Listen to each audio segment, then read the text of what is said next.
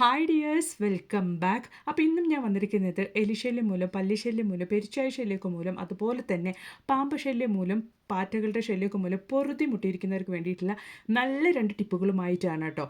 100% ഒറ്റ യൂസിൽ തന്നെ നിങ്ങൾക്ക് ആ ഒരു റിസൾട്ട് കാണാൻ വേണ്ടിയിട്ട് സാധിക്കും. അപ്പം നമുക്ക് സമയം കളയാണ്ട് നേരെ വീഡിയോയിലേക്ക് പോവാം.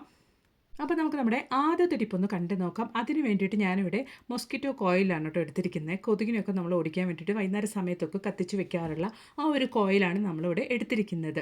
ഇത് വെച്ച് നമ്മൾ എങ്ങനെയാണ് നമ്മുടെ വീട്ടിലുള്ള പല്ലി, പാറ്റ, കൊതുക് മാത്രമല്ല ഇൻസെക്ട്സ്, അത് മാത്രമല്ലാണ്ട് കൊണ്ട് പാമ്പിനെയും എലി, പെരിച്ചാഴി എന്നിവയൊക്കെ നമ്മൾ തുരത്തുന്നത് എന്നുള്ളത് നമുക്കൊന്ന് കണ്ട് നോക്കാം കേട്ടോ. അപ്പോൾ അതിന് വേണ്ടിയിട്ട് ഞാൻ ഇടികല്ല് എടുത്തിട്ടുണ്ട്. ഞാൻ ഓൾറെഡി ഗ്രാമ്പ് പൊടിച്ചതാണ് കേട്ടോ ഇടികല്ല്. അപ്പോൾ ഞാനത് അങ്ങനെ ഉപയോഗിക്കാൻ വേണ്ടിയിട്ട് പോവുകയാണ്. അതിലേക്ക് നമുക്ക് ഈ ഒരു കോയിൽ ഇതുപോലെ നമുക്ക് പൊട്ടിച്ചിട്ട് കൊടുക്കാം. അന്നതിന് ശേഷം നല്ല ഫൈനായിട്ട് തന്നെ എത്രത്തോളം നമുക്കത് പൊടിച്ചെടുക്കാൻ പറ്റുമോ അത്രത്തോളം നമുക്കതൊന്ന് പൊടിച്ചെടുക്കാം കേട്ടോ. ഉപയോഗിച്ച ആദ്യത്തെ യൂസിൽ തന്നെ നമുക്ക് നല്ല റിസൾട്ട് കിട്ടുന്ന ഒരു അടിപൊളി സൊല്യൂഷൻ തന്നെയാണ് കേട്ടോ നമ്മൾ ഇതുകൊണ്ട് റെഡിയാക്കാൻ വേണ്ടിയിട്ട് പോകുന്നത്. അത് മാത്രമല്ല എലി, പെരിച്ചാഴി എന്നേക്കുമായിട്ട് നിങ്ങളുടെ വീടിൻ്റെ പരിസരത്ത് നിന്ന് തന്നെ ഓടുന്നതുമായിരിക്കും. അപ്പോൾ ഞാൻ പൊടിച്ചെടുത്ത ഈ ഒരു കോയിലിൻ്റെ പൗഡർ ഞാൻ ഒരു 3/4 ടീസ്പൂൺ അളവിലേക്ക് ഇതുപോലൊരു യൂസ് ആൻഡ് ത്രോ പാത്രത്തിലേക്കാണ് ഇട്ട് കൊടുക്കുന്നത്. അന്നതിന് ശേഷം അതേ അളവിലേക്ക് കായപ്പൊടിയാണ് ഞാനിവിടെ ചേർത്ത് കൊടുക്കാൻ വേണ്ടിയിട്ട് പോകുന്നത് കേട്ടോ. കടകളിലൊക്കെ നമുക്ക് അവൈലബിൾ ആണ്, ഏത് തരം കായപ്പൊടിയാണെങ്കിലും കുഴപ്പമില്ല. ഞാനിവിടെ അതേ അളവിലേക്ക് കായപ്പൊടി കൂടെ ചേർത്ത് കൊടുക്കുന്നുണ്ട്. അന്നതിന് ശേഷം നമുക്കൊരു 3/4 ടീസ്പൂൺ അളവിലേക്ക് ബേക്കിംഗ് സോഡ കൂടെ ചേർത്ത് കൊടുക്കാം കേട്ടോ. അന്നതിന് ശേഷം നമുക്ക് ഇത് നന്നായിട്ടൊന്ന് മിക്സ് ചെയ്ത് കൊടുക്കാം. എന്നിട്ട് നമുക്കിതിൽ ഒരു ഇൻഗ്രീഡിയൻറ്റ് കൂടെ ഒന്ന് ചേർത്ത് കൊടുക്കാനുണ്ട്. നമ്മളിനി ചേർത്ത് കൊടുക്കാൻ വേണ്ടിയിട്ട് പോകുന്നത് കർപ്പൂരമാണ്. ഒരു 2 കർപ്പൂരം നമുക്കിതുപോലെ കൈകൊണ്ട് പൊടിച്ച് അതും കൂടെ അതിലേക്ക് ചേർത്ത് കൊടുക്കാം. അന്നതിന് ശേഷം നന്നായിട്ടൊന്ന് നമുക്ക് മിക്സ് ചെയ്ത് കൊടുക്കാം കേട്ടോ. 100% നമുക്ക് റിസൾട്ട് കിട്ടുന്ന ഒരു അടിപൊളി റെമഡിയാണ് കേട്ടോ നമ്മൾ നോക്കാൻ വേണ്ടിയിട്ട് പോകുന്നത്. ഇതിലേക്ക് നമുക്ക് കുറച്ച് ഡെറ്റോൾ, ഒരു 1/4 മൂടി അളവിലേക്ക് ഡെറ്റോൾ കൂടെ ഒഴിച്ചു കൊടുക്കാം. അപ്പോൾ ഞാൻ ഡെറ്റോൾ മൂടിയുടെ ആ ഒരു മൂടി തന്നെയാണ് എടുക്കുന്നത്. ഇതുപോലെ 1/4 മൂടി അളവിലേക്ക് ഡെറ്റോൾ എടുത്ത് അതും കൂടെ നമുക്കൊന്ന് ഒഴിച്ചു കൊടുക്കാം കേട്ടോ. എന്നിട്ട് നമുക്ക് ഇതുപോലൊന്ന് മിക്സ് ചെയ്ത് കൊടുക്കാം. അപ്പം ഇനി നമുക്കിതിലേക്ക് ചൂടോട് കൂടിയുള്ള വെള്ളം 1 ഗ്ലാസ് അളവിലേക്ക് ഒഴിച്ചു കൊടുക്കാം. ചൂടോട് കൂടിയിട്ട് വെള്ളം തന്നെ നിങ്ങൾ ഒഴിച്ചു കൊടുക്കാൻ വേണ്ടിയിട്ട് നോക്കണം. അപ്പോഴാണ് നമ്മൾ ഇതിൽ ചേർത്ത് കൊടുത്തിരിക്കുന്ന ആ ഒരു ഇൻഗ്രീഡിയൻസും കാര്യങ്ങളൊക്കെ നല്ല രീതിയിൽ ആ ഒരു വെള്ളത്തിലേക്ക് മിക്സ് ആകുള്ളൂ. ഇതുപോലെ നമുക്ക് നല്ല രീതിയിലൊന്ന് മിക്സാക്കി കൊടുത്തതിന് ശേഷം നമുക്കിതൊന്ന് ക്ലോസ് ചെയ്ത് വെക്കാം. എന്നിട്ട് ഒരു 2 മണിക്കൂർ സമയത്തേക്ക് ഇതൊന്ന് റെസ്റ്റ് ചെയ്യാൻ വെച്ചതിന് ശേഷമാണ് നമ്മൾ ഈ ഒരു സൊല്യൂഷൻ യൂസ് ചെയ്യാൻ വേണ്ടിയിട്ട് പോകുന്നത് കേട്ടോ. അപ്പോൾ ഇത് 2 മണിക്കൂർ സമയം ഒന്ന് റെസ്റ്റ് ചെയ്യാൻ നമുക്ക് വെച്ചതിന് ശേഷം ഒന്ന് നോക്കാം. അപ്പോൾ 2 മണിക്കൂർ സമയം കഴിഞ്ഞിട്ടുണ്ട് കേട്ടോ. ഞാനത് ഓപ്പൺ ചെയ്തതിന് ശേഷം അതേ ഗ്ലാസ്സിൽ 1 ഗ്ലാസും കൂടെ തണുത്ത വെള്ളമാണ് ഞാൻ ഈ ഒരു സമയത്ത് ഒഴിച്ചത്. എന്നിട്ട് നമുക്ക് ഫിൽറ്റർ ചെയ്തിട്ട് വേണം കേട്ടോ ഇതുപോലൊരു ബോട്ടിലേക്ക് മാറ്റി ഒഴിക്കാൻ വേണ്ടിയിട്ട്.